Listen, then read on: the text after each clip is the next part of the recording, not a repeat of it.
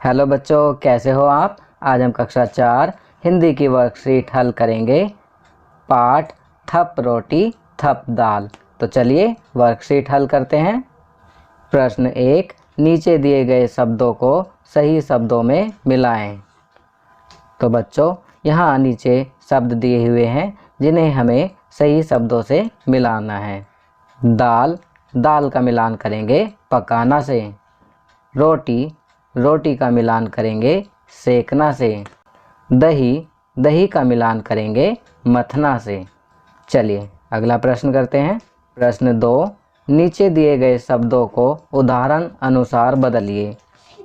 आपके लिए पहला किया गया है, रोटी को रोटियां में बदला गया है। दूसरा करते हैं सहेली, सहेली को लिखेंगे सहेलियाँ। तीसरा कहानी, कहानी का लिखेंगे कहानियाँ। चौथा चिड़िया, चिड़िया का लिखेंगे चिड़ियाँ। पांचवा मिठाई, मिठाई का लिखेंगे मिठाइयाँ। बच्चों यहाँ पर एक तरफ एक वचन दिया हुआ है और दूसरी तरफ जो हमने ये लिखे हैं इन्हें बहुवचन कहते हैं। चलिए आगे बढ़ते हैं। प्रश्न 3, किन्हीं दो दो चीज़ों के नाम बताओ जिन्हें बिलोते, घोलते और फेंटते हैं। तो पहला करते हैं बिलोते हैं में लिखेंगे दही और दूसरा लिखेंगे मैंगो शेक।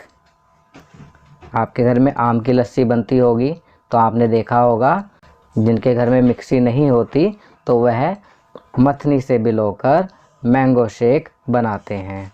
दूसरा घोलते हैं, तो घोलते हैं में लिखेंगे दूध में शक्कर और दूसरा लिखेंगे पानी में नमक। तीसरा फेंटते हैं, फेंटते हैं में लिखेंगे पानी में बेसन और दूसरा लिखेंगे ऑमलेट बनाने के लिए कच्चा अंडा। बच्चों इनके अलावा भी आप अन्य चीज़ों के नाम यहाँ लिख सकते हैं जिन्हें हम बिलोते हैं, घोलते हैं और फेंटते हैं। चलिए आगे बढ़ते हैं। प्रश्न 4, कविता वाली पंक्तियों को पूरा करो। पहला वाह खूब, तो इसके आगे लिखेंगे चलाया मट्ठा। दूसरा चल जल्दी, इसके आगे लिखेंगे से पकाएं दाल, चल जल्दी से पकाएं दाल।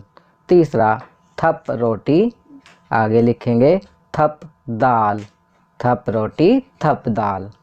चौथा ओहो मक्खन, आगे लिखेंगे कितना सारा, तो वाक्य बनेगा ओहो मक्खन कितना सारा।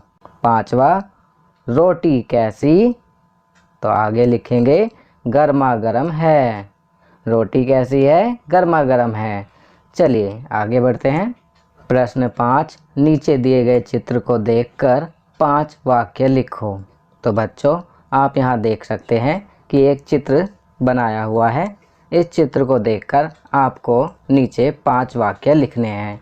बच्चों किसी भी चित्र का वर्णन करना बड़ा ही आसान होता है।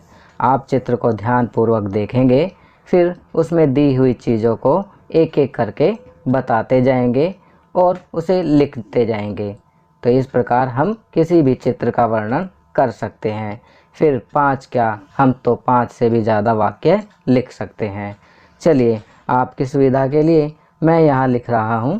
पहला, चित्र में एक परिवार पिकनिक मना रहा है। दूसरा, ये सभी नदी किनारे बैठे हैं।